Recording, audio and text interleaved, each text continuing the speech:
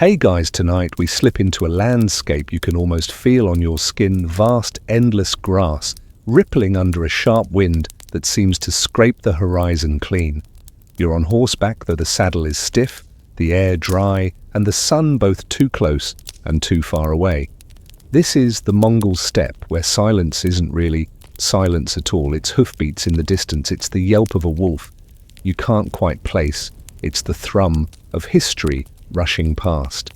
And no, you probably wouldn't survive a week out here. Your oat milk latte would freeze solid before you even manage to complain about the lack of Wi-Fi.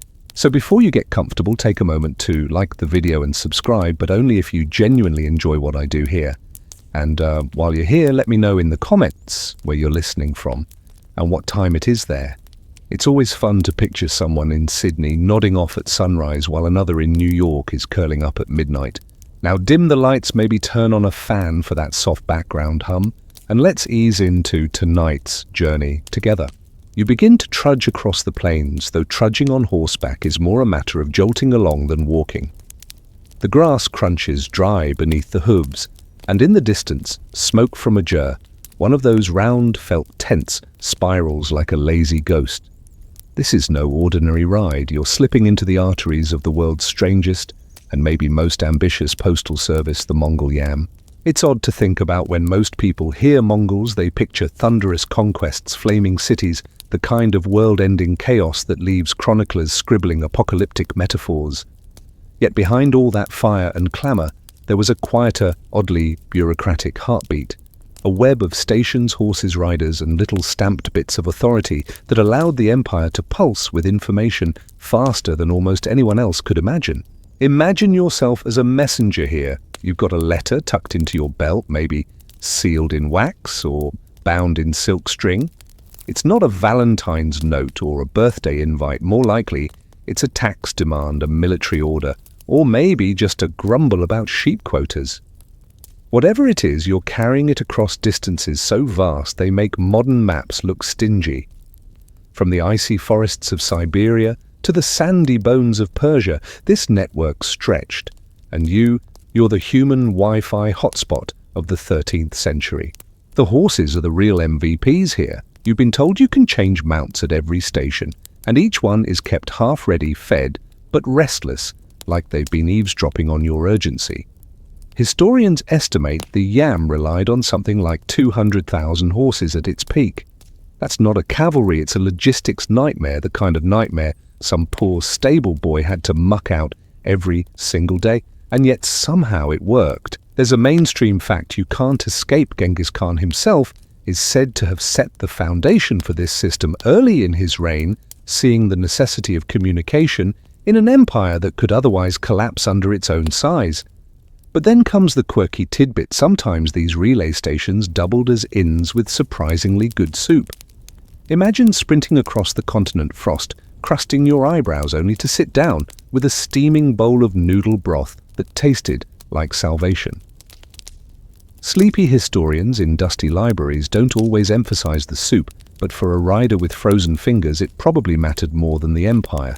And here's the scholarly wrinkle: historians still argue whether the Mongol Yam was entirely original, or if Genghis borrowed bits and pieces from earlier steppe traditions, maybe even from Chinese courier systems he absorbed along the way. Like most things in history, it's a remix. The Mongols didn't just conquer, they curated. As your horse shifts beneath you, you catch sight of a distant post station. It's a cluster of felt tents and rough wooden stockades, smelling faintly of hay dung and boiled mutton. It's not glamorous, but to you, tired and windburned, it looks like a lighthouse on the grassy sea. Riders gallop out, dust spraying behind them, while others stumble in faces slack with exhaustion. The place hums with a strange energy, half military camp, half truck stop. A joke sneaks in here. You realize this is basically the medieval version of a 7-Eleven. You get a horse instead of a Slurpee, but the principle's the same: convenient speed and a vaguely sticky floor. You swing down from your saddle legs, numb knees, wobbling. A station master squints at you, probably assessing whether you're legit or just some random wanderer. Without the right credentials, you're just a tourist in the wrong neighborhood. But with them, with that little slab of authority the Mongols called a paisa, you can demand fresh horses' lodging and food along the way. No paisa, good luck. Even soup might be off the menu. As night falls, the station quiets. Horses snort in the paddocks, riders curl under blankets, and the wind sings through the grass like it's rehearsing some mournful ballad. You close your eyes, feeling the pulse of this hidden network. It's not glamorous, but it's alive, carrying voices across the empire like veins carrying blood. And tomorrow, the road stretches on, further, faster, and stranger than you expect. You're awake again, though not by choice. A horse neighs outside the felt flap of your tent, and the cold has crept in through every crack, numbing your toes. You shuffle up, shake the straw from your hair, and remember, oh right, you're in the service of an empire that doesn't sleep. Not really. Messages ride day and night, and so do you. The truth is, none of this would exist without one towering figure, a man who seems to hover over the steppe even centuries later. Genghis Khan, or Temujin if you're being personal. He's not just the terrifying conqueror you half remember from high school history, he's also bizarrely the logistics king. He understood early that an empire built on horseback could collapse under its own silence. What's the use of conquering if your orders take months to reach your generals? So he wove this yam network together like thread, binding a vast patchwork cloak. Here's the mainstream fact: by 1200, Genghis Khan had already unified much of the steppe tribes under his rule, and almost immediately he started experimenting with communication systems. His vision wasn't just about armies, it was about information, and for him, a relay system wasn't optional, it was survival. Still, history isn't neat. Historians still argue whether Genghis was inspired by earlier steppe confederations like the Khitans, who also had courier networks, or whether he took the idea directly from Chinese dynasties he encountered. Some even suggest he blended Persian influence into the mix later. Like any good innovator, he may have borrowed shamelessly. The debate continues in seminar rooms where professors sip burnt coffee and argue about which archive proves their pet theory. For you, though, standing here, it doesn't matter. What matters is that Genghis Khan dreamed a system so efficient it could carry orders across thousands of miles in just days. Imagine the modern equivalent: your boss in New York sends you an email, and by the time you've finished your morning coffee in Los Angeles, the message is already sitting in your inbox. Except here, the inbox is a sweaty rider handing you a crumpled scroll at the edge of a tent camp. You look around and notice how carefully structured it all is.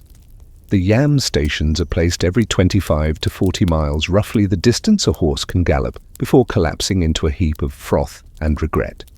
At each stop, a new mount waits. Horses rotate like living batteries, and couriers switch them out with the efficiency of a NASCAR pit crew. You barely pause long enough to drink water before you're back in the saddle. There's something almost modern about the way Genghis thought. He wasn't content with brute force. He needed an infrastructure that turned chaos into order, and order into power.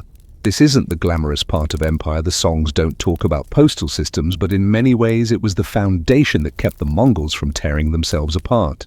And then comes the quirky tidbit. Apparently some of the relay stations weren't just for horses and messengers. They occasionally stored falcons. Yes, falcons. Because what's a Mongol empire without the option to grab a trained bird of prey for hunting during your lunch break? So picture yourself stumbling into a post station, exhausted, only to find someone feeding a hawk in the corner, as if this is the most normal postal accessory in the world. The human side of this system is just as fascinating. Imagine being born into a family of herders, then suddenly being recruited into this vast communication web. You're no longer just milking goats and patching tents, you're part of an empire-spanning nervous system. The pride must have been enormous, even if the pay was probably questionable. At the very least, you got fed. And if you were lucky, you didn't get frostbite. It's easy to forget how lonely these riders must have felt. Picture yourself galloping alone across the moonlit steppe, the only sounds your horse is breathing, and the eerie whistle of wind through the grass. The sky is so wide, it feels like it could swallow you whole. And there you are, clutching a scrap of paper or a sealed packet, the entire weight of an empire depending on your speed. A joke bubbles up as you imagine explaining this job to a modern recruiter. So your role involves extreme weather, no weekends, constant danger of bandits, and very high risk of horse-related injuries. Benefits. You get to see a lot of grass. But beyond the jokes, there's something breathtaking about how Genghis Khan envisioned this. He wasn't building for himself alone, he was building for continuity. For generations of rulers who would need the yam to knit their fractured territories into something resembling unity. As you mount again, gripping the reins of a fresh, impatient horse, you realize you're living inside the dream of a man who thought beyond battles. A man who wanted his empire not just to roar, but to whisper, to carry voices as far as the hoofbeats would reach. And in that whisper, the Mongol world took shape. You lean forward in the saddle, your breath forming little ghosts in the morning air. The horse beneath you surges ahead, its muscles twitching like coiled springs, and suddenly you're moving faster than you thought possible. The yam isn't just an idea anymore, it's alive under your fingertips, a heartbeat that quickens with every hoofbeat. And somewhere far beyond the horizon, a turning point in history is being carried on scraps of parchment. This is the moment when the Mongol postal system starts to shift from an ambitious experiment into the empire's lifeline. The steppe is no longer just a sea of grass, it's a network of invisible strings being pulled taut by messages racing back and forth. Every gallop you take seems to stitch one corner of the world to another. The mainstream fact is, staggering historians estimate that at its height, the Mongol yam stretched across more than 20,000 miles of routes. 20,000 miles, that's like riding from New York to Los Angeles and back 4 times. And the craziest part, messages often traveled faster through this medieval relay system than they did through many European courier networks centuries later. Imagine an empire where generals, hundreds of miles apart, could still respond to orders in days, not weeks. That kind of speed wasn't just convenient, it was revolutionary. But you know what makes it all feel real? The little details. Riders were known to carry not just letters, but oral messages memorized word for word like human tape recorders. That's your quirky tidbit for the night. Some messengers were chosen specifically for their memory, trained to repeat a general's orders verbatim, even if they lost the written version. Picture it, you gallop 3 days without sleep, tumble into camp, and recite commands while slurring your words like a medieval karaoke machine. And yet there's tension here. Historians still argue whether the system was universally efficient or if it depended heavily on location. Was it just a polished core stretching through Mongolia and China, while the fringes, say deep into Persia, were more chaotic? Some scholars paint it as a flawless network, while others see it as a patchwork quilt with fraying edges.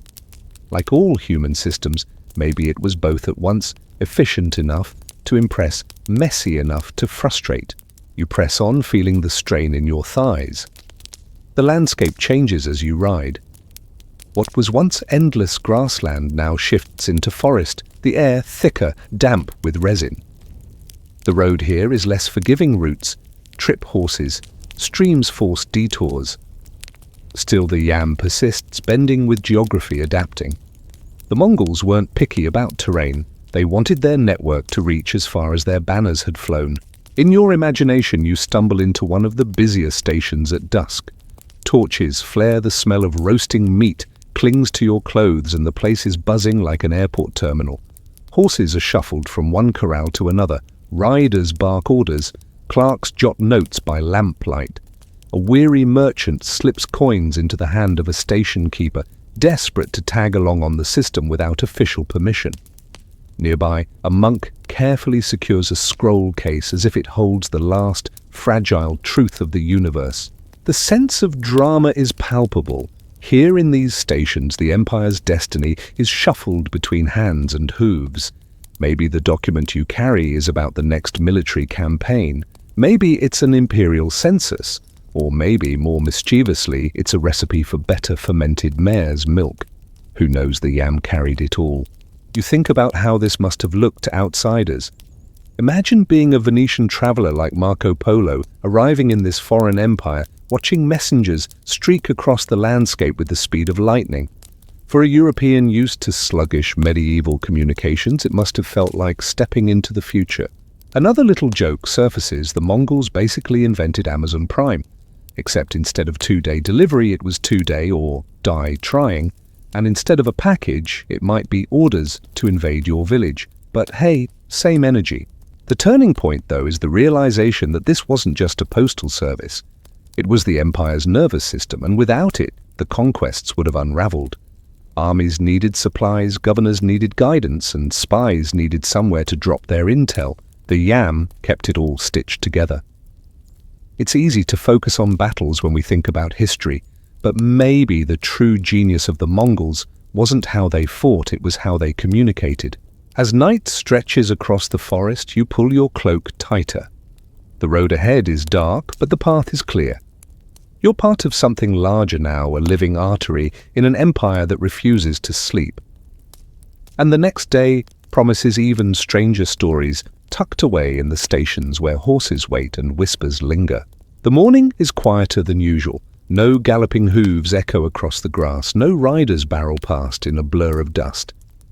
Instead, you find yourself lingering at a yam station, a chance to actually notice the world that usually flashes by in streaks of motion.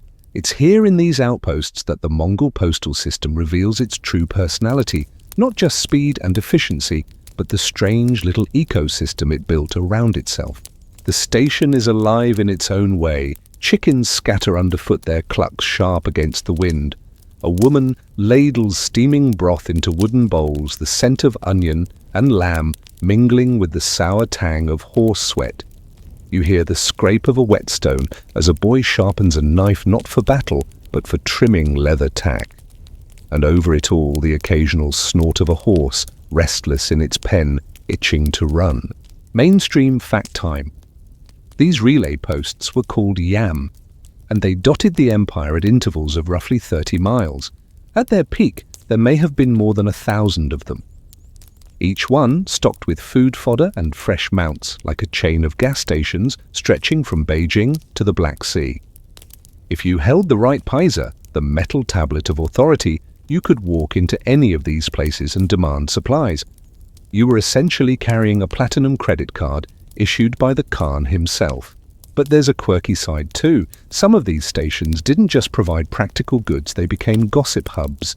Travelers, couriers, and officials all passing through, swapping rumors over bowls of soup. Imagine sitting there half-frozen, trying to slurp broth without dribbling while the guy next to you whispers about a rebellion 2 provinces away.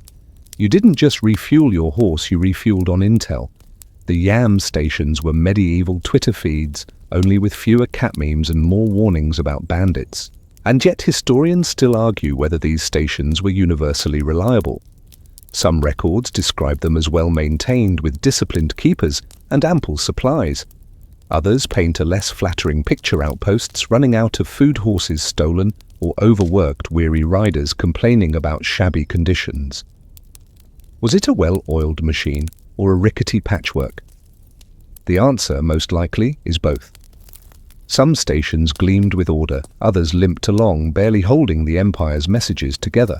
You step inside the felt tent that serves as the dining hall. The light is dim, filtered through smoke, and your fingers sting as they thaw near the central fire. A courier with cracked lips and sunburned cheeks is trying to barter for a warmer cloak. An official scribbles notes by lamplight, the characters looping neatly across the page. Outside, stable hands rush to swap saddles, their movements sharp and efficient. Everything about this place screams temporary, yet it feels strangely permanent, as if the wind could knock it down, but the empire would rebuild it tomorrow. It strikes you that these stations were more than infrastructure, they were cultural intersections. Merchants from Persia brushing shoulders with Mongol soldiers, Chinese scribes chatting with Tibetan monks. For a moment you almost forget you're in the middle of the 13th century. It feels more like an airport lounge, a crossroads where the world meets in transit. The humor isn't lost on you. Imagine explaining to someone back home that you basically spent the night in a step version of a truck stop, except instead of neon signs and coffee machines, there were falcons in cages and mutton stew. You can almost hear your future self sigh, yeah, you had to be there. Later, As the evening deepens, you step outside and watch the station fade into a rhythm of rest. Horses stamp the ground, couriers roll up in wool blankets, the moon hangs cold and silver above. The yam station might not look like much, but it hums with hidden importance. Every message that passes through is a thread in the fabric of the empire, and every rider is a needle stitching those threads together. You lie back on the ground, the stars sharp as needles overhead, and you realize that while the empire's armies conquered with fire and blood, its survival depended on quieter things like these outposts where soup, steamed gossip spread, and weary riders found the strength to ride again. Tomorrow the road won't just test your endurance, it will test the authority you carry in your hands. Because in this system nothing moves without proof you belong, and that proof comes in the form of a small, weighty tablet of power. The tablet glints faintly in your hand as dawn spills across the grasslands. It's not large, just a slim slab of metal etched with characters that shimmer in the morning light. But the weight of it feels heavier than iron. This is your paisa, the golden ticket of the Mongol world. Without it, you're just another weary rider on a tired horse. With it, you're practically untouchable, a courier in the service of the Khan himself. Mainstream fact, the paisa was essentially an imperial passport issued by the great Khan and his successors. Made of silver, gold, or bronze, depending on the rank of the bearer, each tablet bore inscriptions declaring its authority. Flash one of these at a yam station and doors opened. Fresh horses, food, lodging, even escorts if you needed them, all yours. It was the empire's way of saying this person matters, help them or else. And the or else was very real. Anyone who defied the bearer of a paisa was defying the Khan himself. And as history tells us, defying the Khan was a quick way to lose your property, your position, and possibly your head. It gave messengers a power out of proportion to their dusty, wind-blown appearance. Imagine walking into a roadside inn today, slapping down your paisa like a VIP pass, and being whisked to the best seat while everyone else gnaws stale bread. That's the kind of authority you carried. But here's your quirky tidbit: not everyone used the paisa responsibly. Over time, some corrupt officials and opportunists abused their tablets, demanding luxuries far beyond the system's intent. One account tells of paisa bearers who requisitioned silk robes, gold trinkets, and even entire banquets. Basically, they turned the empire's postal system into their personal party pass. Eventually, later, Khans had to crack down, limiting who could carry these tablets because the system was straining under freeloaders. Imagine being a poor station keeper, already scrambling to feed riders and horses, when some guy strolls in waving his paisa, like, cool, now fetch me a 3-course meal and a falcon. Yet historians still argue about just how widespread this abuse was. Was it a few rotten apples exaggerated by grumbling chroniclers? Or was it a systemic problem that threatened to hollow out the entire yam? The sources disagree, and the truth probably sits somewhere in between. Like most empires, it balanced precariously on both efficiency and corruption. You tuck the paisa back into your belt, feeling its edges press against your ribs as you mount another horse. The next leg of the road is harsher, rockier terrain, thin streams cutting across the steppe. Each station you reach seems smaller, the supplies a little leaner, the faces more wary. And yet every time you flash the paisa, the atmosphere shifts. Suddenly bowls of soup appear, horses are saddled, and space by the fire is cleared for you. The tablet doesn't just command respect, it creates it. You can't help but chuckle at the thought the paisa is basically the medieval equivalent of a blue check mark. You wave it around and people assume you're legit, even if all you're carrying is a scroll about sheep taxes. It's a symbol, and symbols are powerful. They make the difference between being dismissed and being obeyed. Inside the dim light of another yam tent, you study a higher-ranked paisa, displayed with pride by the station keeper.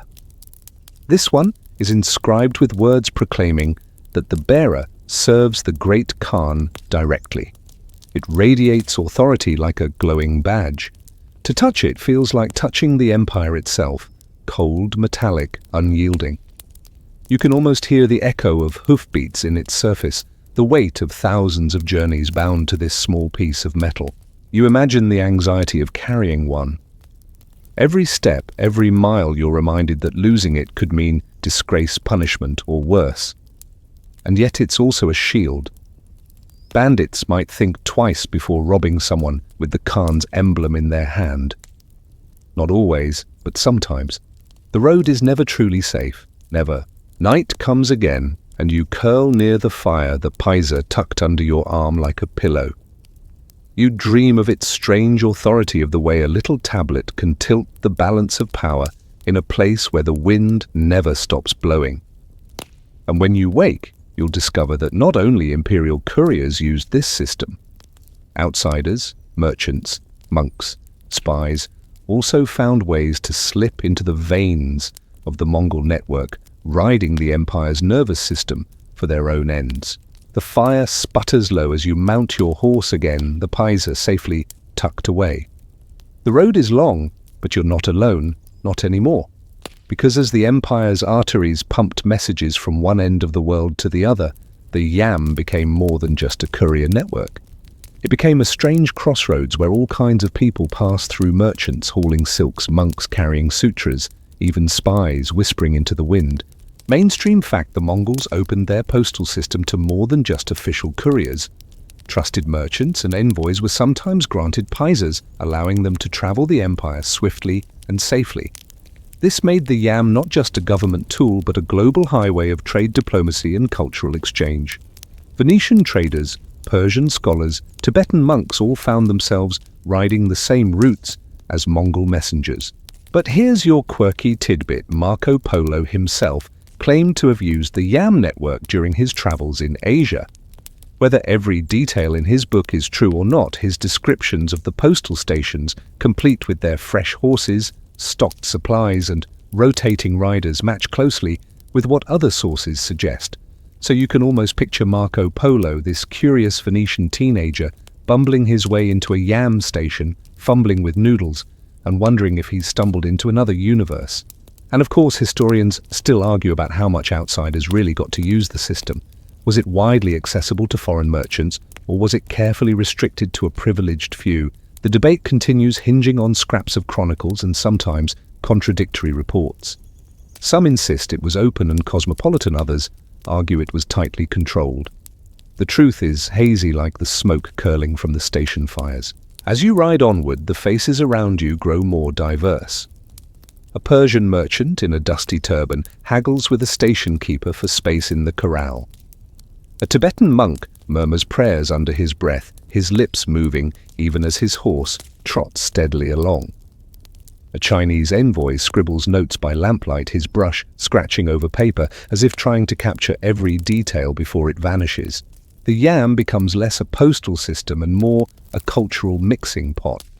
Information doesn't just move in one direction, it sloshes back and forth, ideas colliding like waves. You begin to see how the Mongol Empire, for all its violence, also became a strange kind of global laboratory, where merchants carried stories along with silks and monks carried philosophies along with scriptures. Of course, the risk was always there. Spies loved the Yam, it was the perfect cover. A courier galloping across the steppe could just as easily be delivering a scroll as gathering intelligence for a rival power. You find yourself glancing at the rider beside you, wondering what secrets he hides in his saddlebag. Orders from a Khan, a trade contract, or coded reports for a foreign king, the road doesn't tell you. A little humor slips in. You realize this entire system is basically the 13th century version of a group chat. Everyone's plugged in, everyone's talking, and half the time you can't tell who's actually supposed to be there. At night, in the glow of another Yam station fire, you overhear stories swapped in a dozen languages. A merchant brags about spices from India, their scent still clinging faintly to his clothes. A monk tells a parable, his voice soft and measured, making the others fall quiet. A weary courier grumbles about the saddle sores he's earned after riding 3 days without sleep. You laugh quietly to yourself. It's the most human thing you've heard all journey. And beneath it all, the system hums on. Horses are fed, bowls are filled, documents passed hand to hand. The Mongol Yam has become more than a tool of empire. It's a living, breathing organism that carries not just messages, but the entire pulse of the known world. Tomorrow you'll get closer to the heart of what those couriers actually carried, the strange, secret cargo that clattered in saddlebags across thousands of miles, and some of it might surprise you. The next morning, the sky hangs low and grey like a lid pressed over the steppe. You pull your cloak tighter and listen to the rhythmic creak of leather as your horse picks its way along the trail. For days now you've been galloping station to station, pacer flashing soup, steaming hooves thundering, and yet something still nags at you. What exactly are you carrying in those battered saddlebags? The obvious answer is orders, imperial commands, sealed in wax, written in crisp Mongolian script or borrowed Chinese characters. Military movements, taxation decrees, maybe even instructions for a governor halfway across the empire. That's the mainstream fact. The Yam primarily carried official state business, the lifeblood of a government that had to stretch itself across deserts, mountains and forests without coming apart at the seams. But then you learn the truth. The bags didn't just bulge with orders. They jingled with coins collected in taxes, rattled with ledgers, scribbled by weary clerks, and sometimes even sagged under the weight of gifts meant to curry favor with some distant noble. Your quirky tidbit tonight is that some sources describe couriers carrying recipes. Yes, recipes. Imagine an imperial general in China suddenly developing a taste for Persian stews and having the instructions rushed across the steppe at breakneck speed, a kind of medieval food blog but with a much higher risk of frostbite. And here comes the uncertainty. Historians still argue whether the Yam was truly designed for such miscellany, or if these odd cargoes were exceptions slipped in by opportunistic riders. Was the system always so eclectic, or did it drift into being over time stuffed with gossip and goods alongside orders? The debate lingers in academic journals where the line between official courier and opportunistic mule blurs in the dust of history. You imagine yourself loosening the flap of your bag tonight, peering into the jumble of contents, a sealed scroll wrapped in silk, a pouch of silver coins clinking softly like muffled bells, a smaller packet, maybe a love letter disguised as business, and why not a scrap of parchment listing spices, ratios and instructions for stewing lamb? You almost laugh. Empires may rise and fall, but people will always find a way to sneak comfort food into the mix. Riding on, you begin to notice how information itself feels heavier than gold out here. Every message is precious, not just for what it says, but for the power it represents. A misplaced command could delay an army. A rumor carried too far could spark a rebellion. Even a recipe might carry prestige if it traveled with the Khan's seal. The saddlebags aren't just leather pouches, they're the Empire's nervous system twitching with signals. The humor sneaks back as you think this whole operation is just the world's most elaborate group text thread. And as in any group chat, half the stuff being passed around is useless gossip, while the other half might change the fate of nations. By dusk, you're inside another Yam station, sitting by the fire. A courier across from you pulls out his own satchel, and you see the same jumble scrolls, coins, odds and ends. He catches your eye, shrugs and says nothing. The message is clear enough. Don't ask too many questions. Some secrets ride more quietly than others. You lie down in your corner of the tent, the weight of your own bags pressed against your side. Tomorrow the road will grow harsher. Winter is creeping close, and the snow doesn't care what secrets you're carrying. It will test you, test your horse, test the entire fragile network of the Yam. And you're not sure if all the soup in the Empire can prepare you for what's ahead. The first flakes drift down like lazy ash as you set out again. At first they seem harmless, soft, even beautiful, but before long they're biting at your cheeks, stinging your eyes, and clinging to your cloak in icy clusters. Winter has arrived on the steppe, and suddenly the Yam feels less like a marvel of efficiency and more like a stubborn act of defiance against nature itself. Mainstream fact, the Mongol postal system ran year-round, no matter the season. Snowstorms, summer heat waves, desert winds. Couriers were expected to ride through all of it. Horses were rotated constantly, but the riders themselves had no such luxury. If you were unlucky, you could be in the saddle for days on end, barely pausing to eat or sleep, your body just another piece of equipment in the network. You hunch forward, trying to shield yourself from the wind. Your breath freezes in your moustache. The horse snorts steam billowing from its nostrils, and its hooves crunch against the crusted snow. You imagine the couriers who once galloped here centuries ago, bundled in layers of felt and fur, hands numb on the reins, lips cracked and bleeding. And yet, they kept going.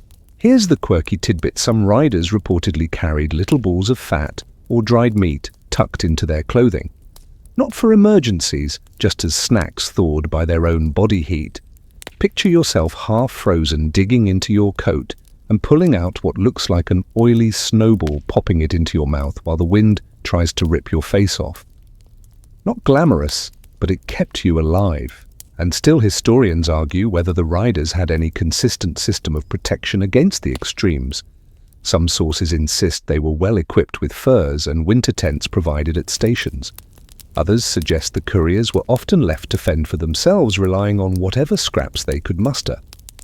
Was the empire generous to its messengers, or did it treat them as expendable cogs? The truth, as always, is murky. The snow thickens until the landscape disappears into a blur.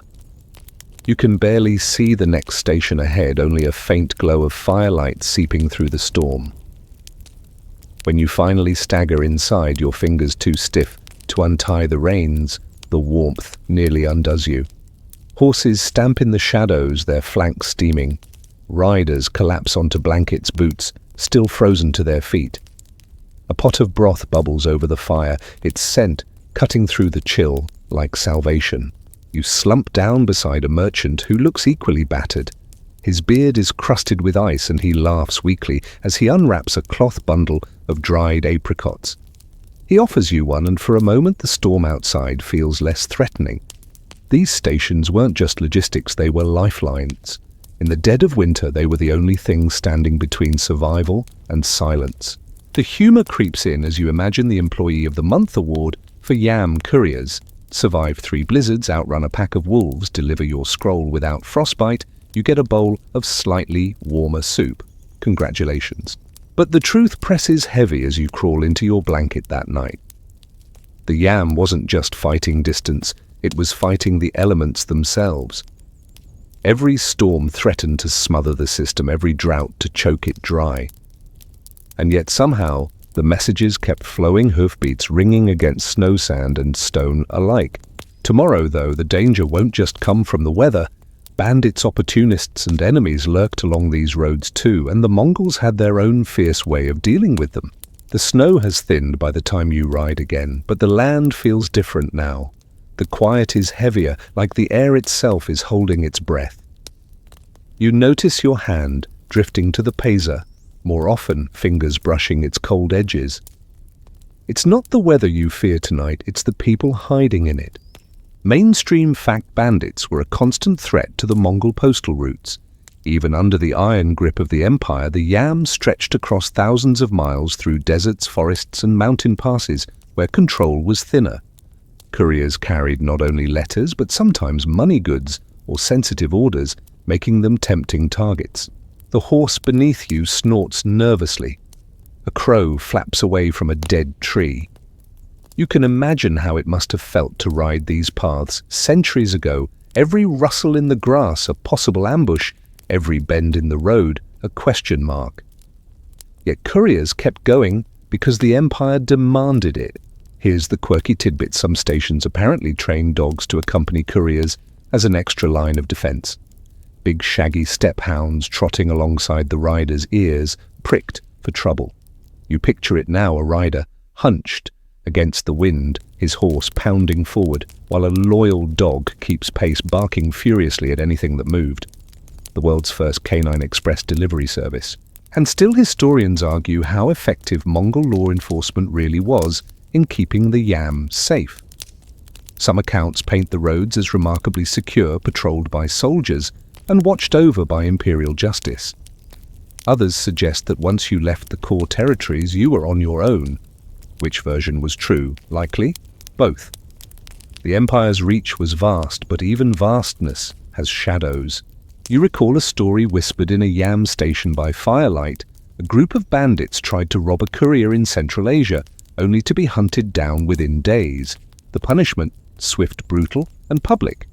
The Mongols weren't subtle about deterrence. If you attacked their postal system, you weren't just a thief, you were an enemy of the Khan. And enemies of the Khan didn't last long. Still, you can't help but imagine the fear of the couriers themselves. You ride through lonely stretches, the horizon swallowing you whole, and you wonder, will anyone hear if you shout? Will anyone find you if you don't make it to the next station? The yam was fast, yes, but it also demanded courage. There's a dark kind of humor in it. You're essentially the medieval version of a pizza delivery guy, except if someone hijacks you, the penalty isn't a refund, it's mass execution, no pressure. By the time you reach the next station, your shoulders ache from tension. The keeper greets you with wary eyes, and you see the same relief in his face that flickered in yours. Another rider made it through, another message arrived intact. Horses are swapped soup, ladled, and the fragile thread of communication stretches on. You lie down that night, the fire crackling low, and realize the yam wasn't just about speed, it was about control. The Mongols knew that keeping their empire connected meant keeping it secure. The couriers were more than messengers, they were symbols of the Khan's authority. To attack one was to challenge the empire itself. Tomorrow, though, you'll learn just how enormous the system really was, not just a few riders and dogs, but a vast, living organism sustained by an unimaginable number of horses. You wake to the sound of hooves, not one horse, not 10, but dozens, their rhythmic pounding like a heartbeat rolling across the frozen earth. As you step outside the station tent, you see them lines of fresh mounts being herded in by handlers, manes, flying nostrils, steaming. The sheer number makes your jaw slacken. Suddenly the scale of the yam crashes over you like a wave. Mainstream fact: the Mongol Empire is estimated to have kept hundreds of thousands of horses specifically for the yam system. Some historians suggest as many as 300,000 spread across stations, ready to be swapped in at a moment's notice. Horses were the fuel that kept this empire alive, each one carefully managed, bred, and rotated to avoid exhaustion. You mount one of these fresh animals feeling the immediate difference. Its muscles are taut, its breathing steady, its ears flicking at the faintest sound. A tired horse could mean hours lost. A fresh one meant the message never slowed. And so the Mongols built their empire not on wheels or sails, but on the backs of animals that could fly across the ground. The quirky tidbit here: some records say the couriers treated their horses almost like relay race partners, whispering encouragement before dismounting and vaulting on to the next. And yes, apparently some riders gave their favorite mounts nicknames, even though they might only ride them for a few miles before passing them back.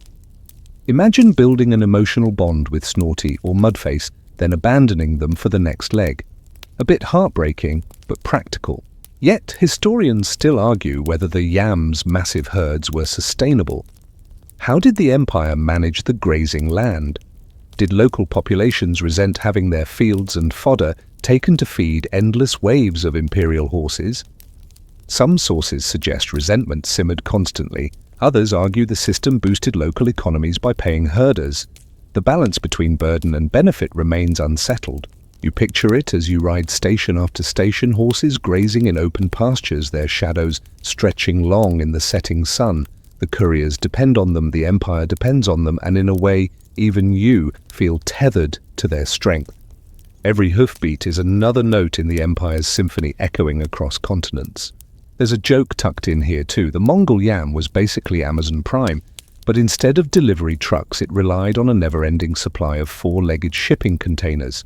Fast free with your Pisa subscription and guaranteed to arrive unless you froze, starved, or got robbed along the way. That night, after covering another 100 miles, you brush down the horse you've just dismounted. It tosses its head, flicks its ears, and trots off toward the herd.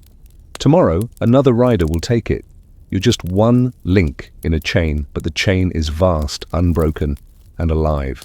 As you close your eyes by the fire, you realize the empire's postal system wasn't just an invention, it was an ecosystem, pulsing with life, with hooves and breath and sweat, keeping messages alive across impossible distances. And tomorrow, you'll finally reach the heart of it all, the capital, where the threads of this giant web knot together. The land flattens into a wide plain.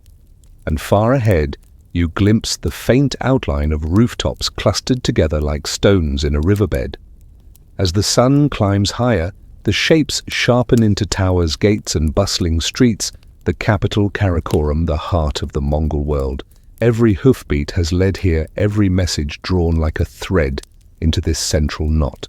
Mainstream fact: Karakoram, founded by Ögedei Khan in the early 13th century, became the administrative hub of the empire. It wasn't as monumental as Rome or as glittering as Baghdad, but it pulsed with purpose. From its offices, couriers spilled out in every direction, binding together territories that stretched from the Pacific to the Black Sea.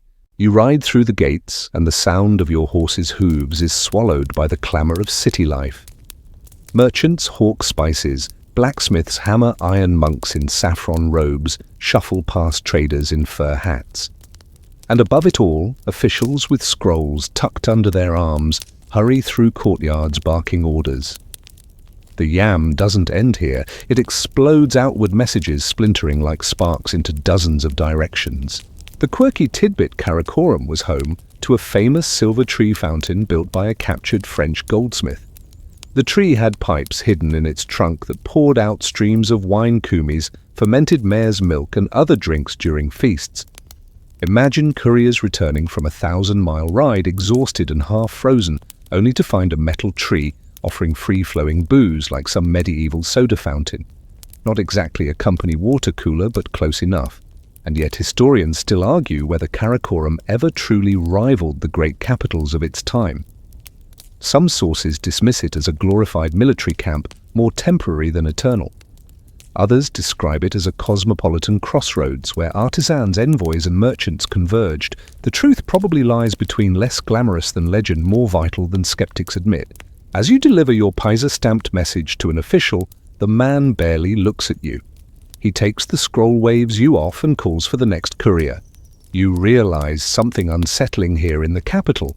You're not special. You're one of hundreds, maybe thousands, anonymous riders feeding a system too large to notice you. The yam isn't about individuals, it's about the machine.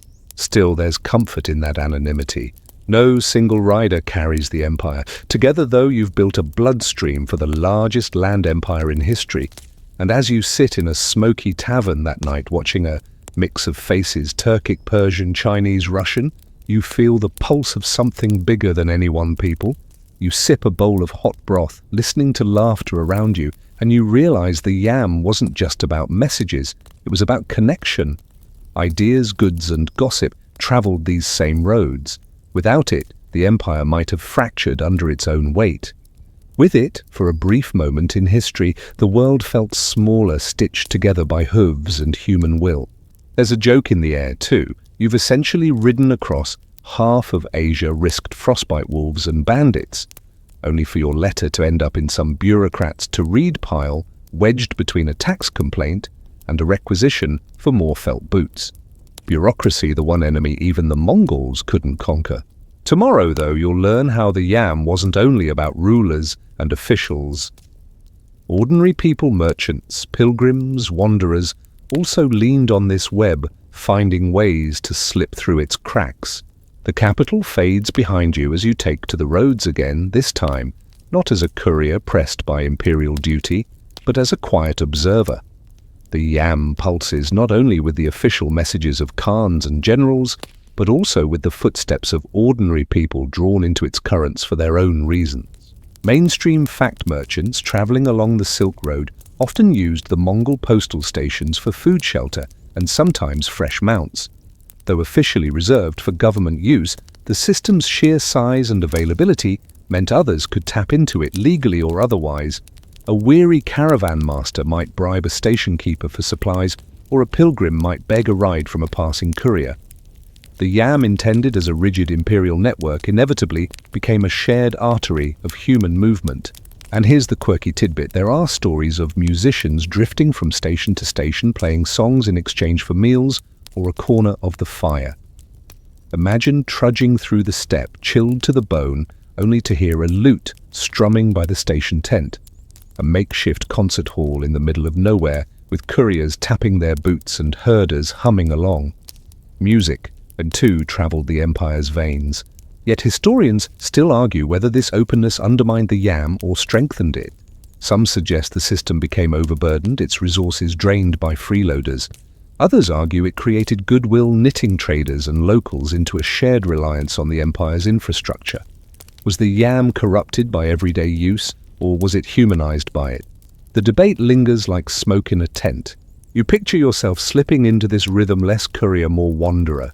You linger at stations, swapping stories, sipping fermented mare's milk, laughing at jokes told in languages half understood. You meet a merchant from Samarkand, his robes scented with saffron. You sit beside a monk from Tibet, his chants low and steady in the cold. You even catch a troupe of performers juggling in the firelight, their shadows dancing on the felt walls. And you realize something: the yam was not only about control, but about exchange. It was impossible to move that many people, animals, and messages across a continent without sparking connections. Gossip and rumor galloped faster than any decree. Pilgrims carried prayers, traders carried spices, and even small jokes carried warmth across the cold steppe. Here's a light one for you. Picture an exhausted courier arriving at a station only to find a group of merchants have beaten him there. They've eaten the stew, taken the softest sleeping spots, and one of them is hogging the blanket pile. The courier, after 200 miles in the saddle, probably muttered something unprintable under his breath, proof that even in the 13th century, overbooking was a problem. As you continue your wandering, you notice the yam is like a great river. The empire may have built it, but everyone who touched it left a ripple. From peasants sneaking rides to wandering musicians filling the nights with melody, the system was never purely imperial, it was human. Tomorrow, though, you'll see how outsiders, foreign envoys, and travelers viewed this same system, leaving behind the stories that survive today. The road stretches on, and soon you're walking in the footsteps of outsiders, foreign travelers, who arrived in Mongol lands wide-eyed and uncertain, then found themselves swept along the yam's veins. Their words are some of the clearest windows we have into how the system looked, felt, and functioned. Mainstream fact: one of the most famous voices was Marco Polo, who traveled through Mongol territory in the late 13th century. He described the yam stations with neat intervals, stocked with horses and guarded by armed watchmen. Polo claimed the Khan could dispatch a message across 200 miles in a single day, thanks to the relay system. Whether or not he exaggerated his descriptions cemented the yam's reputation in Europe as something astonishing, almost magical. The quirky tidbit: Polo also claimed the couriers wore belts hung with little bells jingling as they rode, so that the next station would hear them approaching. Like medieval ice cream trucks, except instead of sprinkles and cones, they carried imperial decrees and military orders. Imagine drifting off to sleep in a roadside hut, only to be awakened by the faint ding-ding-ding of a galloping messenger. Not exactly restful. Yet historians still argue whether Polo's account was entirely accurate. Some insist he inflated the speed and scale of the yam to impress his readers back in Venice. Others believe his descriptions match Chinese records closely enough to be credible. Was Polo a keen observer or a storyteller who couldn't resist a little flourish? The debate continues, and likely always will. But he wasn't alone. Franciscan friars, Persian scholars, and Arab envoys all passed through these same relay stations, scribbling notes about the odd efficiency of an empire many expected to be nothing but barbaric chaos.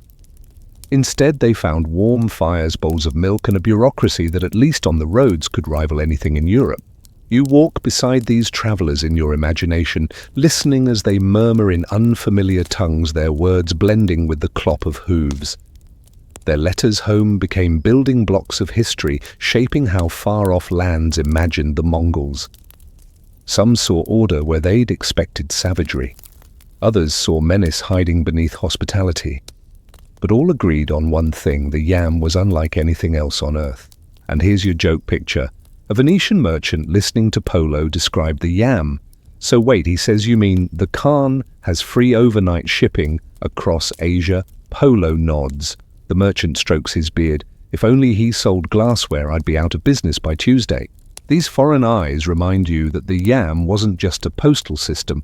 It was a stage upon which the Mongol Empire revealed itself to the world, disciplined, vast, and sometimes surprisingly sophisticated.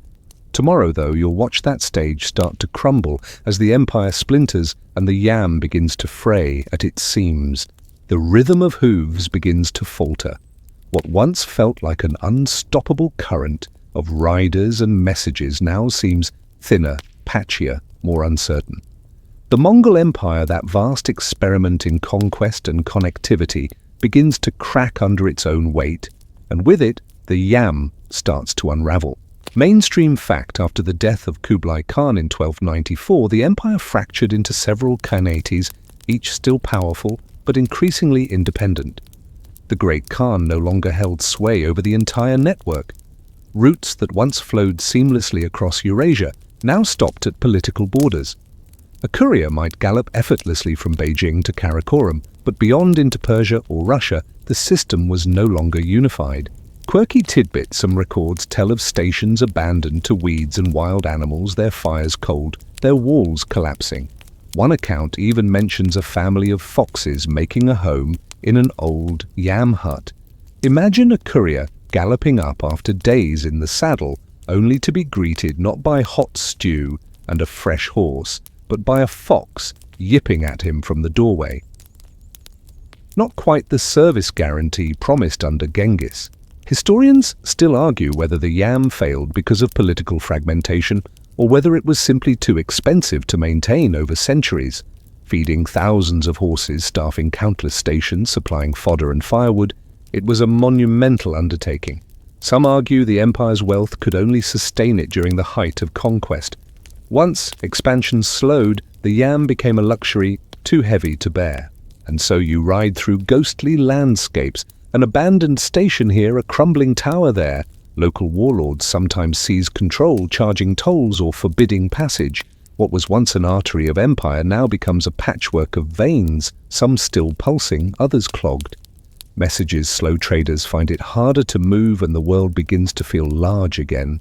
Yet there's still something oddly comforting in this decay.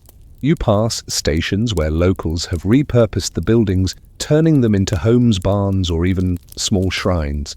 The yam doesn't vanish, it transforms, reshaped by those who live along its bones. You sit by a fire one night thinking about how all great systems fade. Rome had its aqueducts, China its early canals, and the Mongols their yam. They flare into brilliance, make life easier, then collapse under time's relentless weight. Maybe that's why your footsteps here feel so heavy, because you know you're walking not just through history, but through the afterlife of a grand design. Here's the joke to lighten it somewhere.